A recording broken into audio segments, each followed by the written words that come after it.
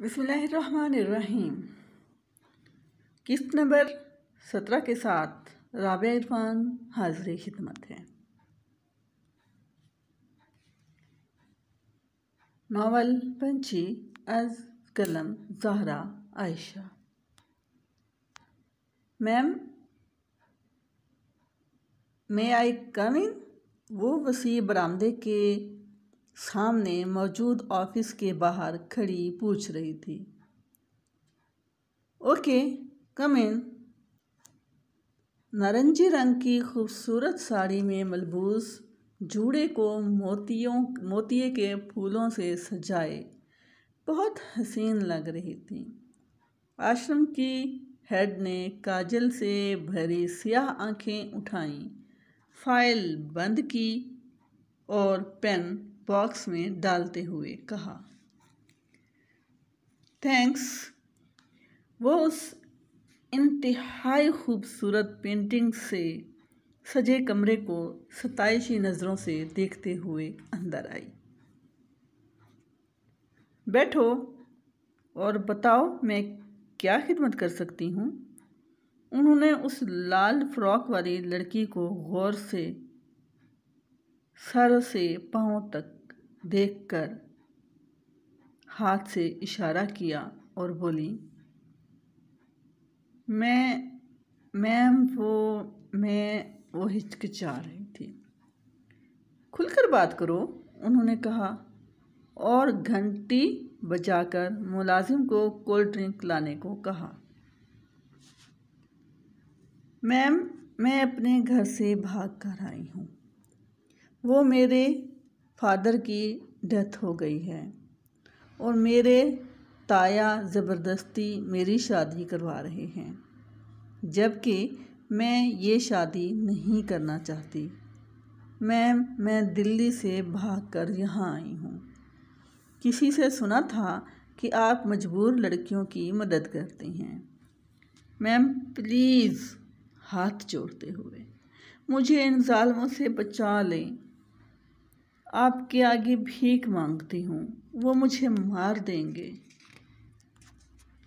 आप मुझे बचा लें। वो ज़ारो कतार रोए जा रही थी और दीदी को अपनी कहानी सुना रही थी। दीदी अपनी सीट से उठकर उसे गले लगाकर चुप करवा रही थी, तसल्ली दे रही थी। दरअसल वो बहुत रहमदिल खातून थी, मजबूर लड़कियों को रिहाइश दे देती थी। आगे वो नौकरी करके अपना खर्चा खुद ही चला लेती, मगर दीदी हर हाल में उनके मसाइल हल करके उनको अपने घरों को रवाना करने की कोशिश करती थी। अच्छा, तुम चुप हो जाओ, अपने नाम तो बताओ, कुछ ख़ानदान के मुतालिक बताओ। मैं दिल्ली से आई हूँ और वो लोग मुझे मुसलसल ढूंढ रहे होंगे। अगर कोई मेरी मालूमात ले तो आप ना देना प्लीज़। वो अब फिर से रो रही थी। हाँ बेटा, तुम मुतमिन रहो और अपना नाम बताओ, मैं ये तुम्हारा फॉर्म फिल कर देती हूँ। वो यकदम किसी गहरी सोच में डूब गई और मुस्कुराकर बड़े एतमाद से बोली, पंछी। वो बड़े मज़े ले लेकर फॉर्म फिल करवा रही थी, जिसमें सब का सब छूट था।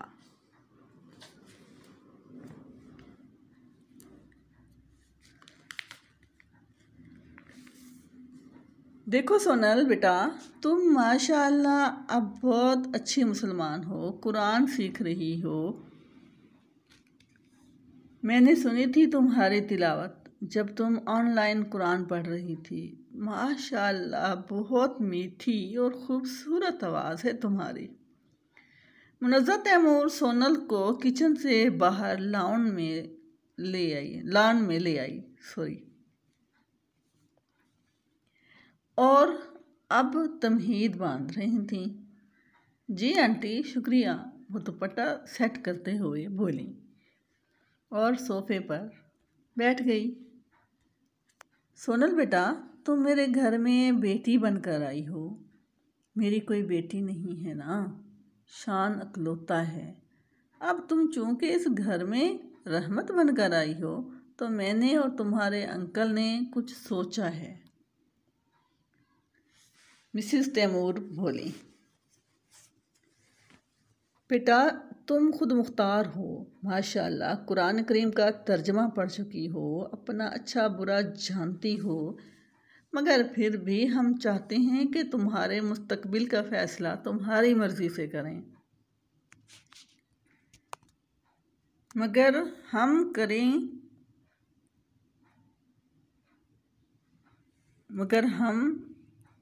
करेंगे बेटा कि तुम हमारी बेटी हो, और हम समझते हैं कि छोटों के फ़ैसले उनके बड़े करें तो अच्छा लगता है। क्या तुम हमें इजाज़त दोगी? मुनज़्ज़ा डर रही थी। जी आंटी, बिल्कुल। अब आप ही मेरा सब कुछ हैं। मैं आपको ये इख्तियार देती हूँ। मगर कैसा फ़ैसला? मैं ये समझी नहीं। सोनल हैरान थी। बेटा तुम हमारे घर की रहमत हो, और हम बहुत लालची लोग हैं। हम चाहते हैं कि रहमत हमारे घर से ना जाए। यानी हम तुम्हें शान के साथ देखना चाहते हैं। वो दिल की बात कह गई। जी आंटी, मतलब सॉरी, मैं समझी नहीं।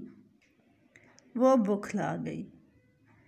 बेटा शारिया के वालिदैन और हम ये चाहते हैं कि तुम्हारी शादी कर दी जाए। वो उसकी आंखों में आंखें डालकर बोली, जी क्या मतलब? शादी? वो भी मैं?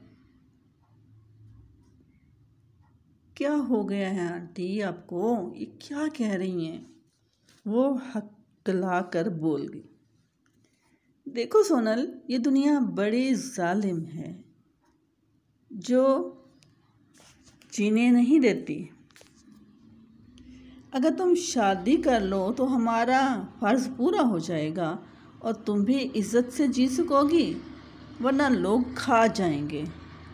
वो उसे समझा रही थी। आंटी मैं एक फ़ाइटर पायलट हूँ और इंशाल्लाह जल्द ही मैं फ्लैट में शिफ्ट हो जाऊँगी। आप परेशान ना हों, मैं जल्द ही अपने पैरों पर खड़ी हो जाऊँगी। वो उनके खुलूस को उनकी मजबूरी समझ रही थी। नहीं बेटा, तुम गलत समझ रही हो। मैं तो हमेशा के लिए तुम्हें अपने साथ रखना चाहती हूँ।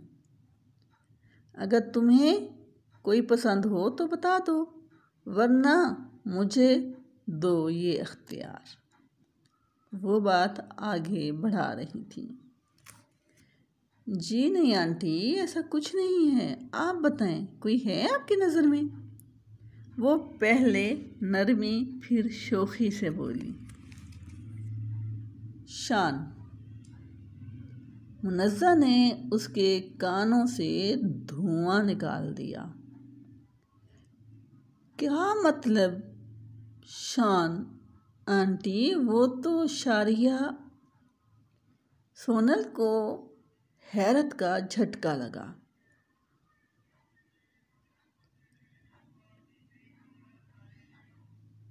जैसे गीले हाथ स्त्री की नंगी तार से मस होने पर लगता है, वो वाला झटका। हाँ, शारिया अब नहीं रही, और वो वैसे अभी शान मान गया है। सोनल को एक और झटका लगा, मगर इस मर्तबा ज़्यादा शदीद न था। क्या? हैरत से उसका मुंह खुला का खुला रह गया। उसने कहा है अगर सोनल मान गई तो मेरी तरफ से भी हाँ है। अब मुनज़्ज़ा ने साफ साफ बात की। ओके, मैं सोचूंगी। सोनल गहरी सोच में डूब गई। ठीक है, तुम दोनों सोचो, बल्कि खूब सोचो। मैं शादी की तैयारियां शुरू करती हूँ। मुनज़्ज़ा इस वक्त शारिया की सांस ज़्यादा लग रही थी हरकतों से। उसे एक कमरा दे दिया गया था। यहाँ वो मुसलसल भाग दौड़ कर रही थी। उसने एम्बेसी भी राब्ता किया, मगर वो तो सीधे मुंह बात न कर रहे थे और उसमें रिस्क भी ज़्यादा था। और वो वैसे भी अगर अपनी असली शनाख्त किसी को बता देती तो उसे वो लोग कातला समझकर खुद ही मार देते, क्योंकि अखबारात पढ़कर उसे मालूम हो चुका था कि ये लोग उसके साथ क्या सलूक करेंगे। किसी भी इंसान पर एतमाद करके वो कोई नया मसला पैदा नहीं कर सकती थी। उसे शायद तन्हा ही सब दरिया पार करने की ठान ली थी। वो अपने तौर पर हर मुमकिन कोशिश कर चुकी थी और ये आश्रम भी उसे 1-2 रोज़ में छोड़ना था, क्योंकि दीदी उसके बताए गए फर्जी एड्रेस पर राब्ता ज़रूर करेगी, जो झूठ है।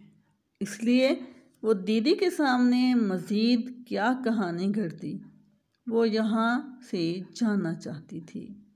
मगर कैसे, ये एक मुअम्मा था जो हल ना हो रहा था।